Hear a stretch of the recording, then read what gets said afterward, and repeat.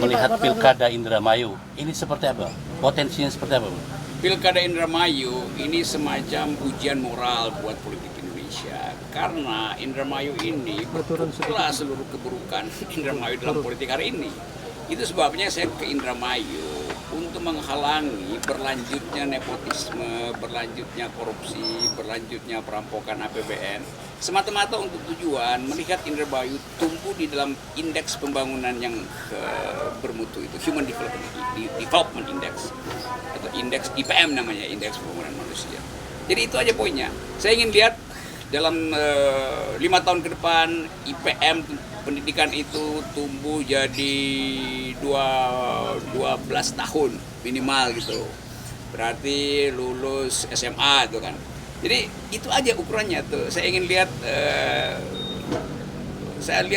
ini kota ini sampah di mana-mana gitu. Jadi jangan bikin program tong sampah, itu artinya akan ada sampah masuk kan. Jadi halangi orang buang sampah, itu perlunya pendidikan itu. Dan itu sekaligus mengandalkan pemimpin punya pengetahuan tentang nutrisi, tentang kesehatan manusia itu. Jadi soal-soal semacam itu yang sebetulnya elementer, tapi karena penguasa itu berupaya untuk memenuhi dulu kebutuhan politiknya dengan merampok anggaran, maka hak rakyat terbengkalai kan. Jadi itu poinnya. Bang, melihat potensi Indramayu ini, Bang. Indramayu ini potensi untuk tumbuh jadi kota yang paling bermutu di Jawa Barat itu. Karena cuma Indramayu yang punya potensi laut, gunung, sawah, kuliner, kreatif industri, UKM segala macam kan itu kan. Jadi cuma soal kepemimpinan sebetulnya. Diperlukan leadership, leader bukan dealer itu. Itu soalnya. Ini kan kebanyakan birokrasi ini kan dealer semua kan. Kalau untuk efisiennya, dealer itu kan biasanya dia tanggok dulu 10%, 12%, baru negosiasi itu namanya dealer itu ngaco itu. kalau untuk Indramayu, Bang, kemajuan Indramayu, ini untuk kepemimpinan baru ke depan, kira-kira efisiennya seperti apa nih, Bang, untuk merubah Indramayu lebih baik nih, Bang? Tadi saya diundang oleh pasangan nomor 1, Solihin dan Dr. Ratna. Itu artinya mereka ingin tubuh bermutu tuh.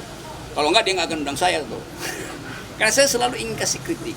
Bukan untuk menghina orang, bukan untuk menjelek-jelekan, tapi ingin kasih kritik pada potensi kekuasaan itu berubah menjadi kerakusan. Kita ingin ada kekuasaan yang dihasilkan oleh pikiran, bukan oleh ambisi untuk numpuk kekayaan. Jadi itu poinnya. Jadi potensi itu ada pada mereka yang ingin melihat Indramayu berubah. Jadi perubahan itu adalah fundamental. Cukup? Saya gantian. Akhirnya Iya. Karena ini Indramayu, ini Cirebon. kita buat news hariannya, Oke, Bang. terima kasih Indramayu. Iya. Oke, 2 jam lagi kita ketemu di Cirebon ya. Tanpa masker. Iya. Apa? Pak, Kamu panggilannya apa? Desi Pak. Desi. Desi Oke. ya. Oke Pak, kalau Desi melihatnya kan ini Indramayu sudah tadi disampaikan juga sudah bobrok lah kasarnya dari setiap sektor. Nah menurut Bapak untuk ke depan nih, apabila pemimpin baru, sektor apa nih yang harus Bapak soroti dulu yang pertama? Sektor tadi human aspeknya itu, aspek kemanusiaannya itu nutrisi, kesehatan, pendidikan, kan itu semua yang disebut sebagai pengeluaran rutin pembangunan kan. Bukan memperbaiki dapur bupati, bukan ganti motor gede bupati atau segala. Jadi saya ingin lihat semacam kesungguhan untuk memanfaatkan APBD untuk menghasilkan kesejahteraan. Kan peralatan politik daerah cuma APBD kan. Jadi awasi APBD dari awal pembentukan APBD penyusunannya itu langsung terlihat mana sektor yang bisa menghasilkan kesejahteraan, mana yang sengaja dipakai hanya untuk biaya rutin itu, nambahin gaji lah segala macam. Jadi soalnya kembali lagi tadi, Indramayu akan berubah bila APBD-nya disusun secara adil dari awal.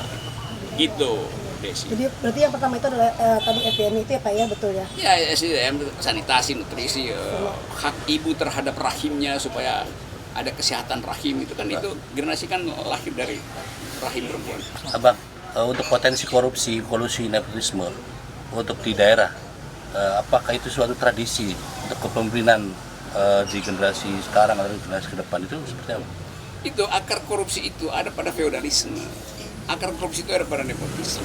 Jadi kita mau berantas itu sebetulnya. Indonesia bisa lah nggak ada korupsi. Kenapa nggak bisa? Jadi dari awal tadi kalau pemimpinnya tidak lakukan under table transaksi di bawah meja nggak akan ada korupsi. Jadi mesti dipastikan orang yang mencalonkan diri jadi pemimpin Indramayu atau apa namanya Cirebon segala macam itu berasal dari tradisi intelektual yang mampu untuk menghasilkan konsep. Jadi konsep baru kerja nggak ada konsep itu artinya ngerampok kan. Dan keterkaitan dengan pilkada sendiri Bang, ini kan identik dengan bisa dikatakan cukong lah. Kira-kira seperti apa Bang? Ya cukong itu selalu ada di mana-mana. Tapi jangan kita dikendalikan oleh cukong. Manfaatkan cukong untuk kesejahteraan rakyat kan itu kemampuan negosiasi si pemimpin kan. Pemimpin bilang memang Anda silakan investasi di sini, tapi kami yang mengatur distribusi keadilan bukan Anda. Cukong itu selalu mau akumulasi itu, boleh aja akumulasi bagus, tetapi distribusi itu adalah peran pemimpin lokalnya, peran bupati, peran wali kota. Jadi nego dengan cukong itu boleh, tetapi atas dasar untuk menghasilkan APBD yang pro rakyat gitu. Itu kan cuma soal kecerdasan. Kalau cukongnya ngambil 90%, kita tahu juga ya 20% dia udah untung, ngapain kita 90%? Tapi biasanya 90%, 20% cukong, 70% si pejabat.